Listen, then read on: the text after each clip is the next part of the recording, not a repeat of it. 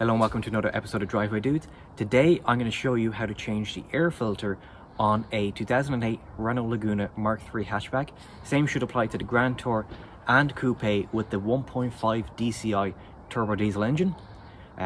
You won't actually need any tools for this, it's really straightforward. I was going to change the filter for a new one, but it didn't arrive by the weekend unfortunately, so I'm going to actually take the old one out and put the old one back in just to show you how it's done.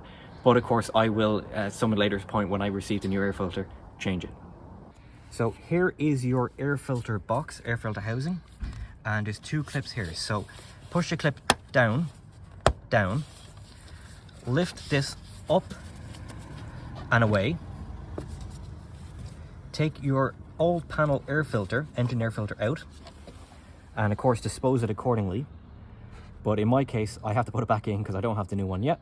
So once you're done with your old air filter and you want to put the new air filter in, pretend this is new, push it back down. There's little hooks here that have to go in here, if you can see these. And it might be a little bit tricky to do. Don't worry about removing the engine cover, that's really simple. Just remove that if it gives you a little bit more room. We're going to try it without removing it, and if I need to remove it, I'll remove it. Is that it? No, that's not it.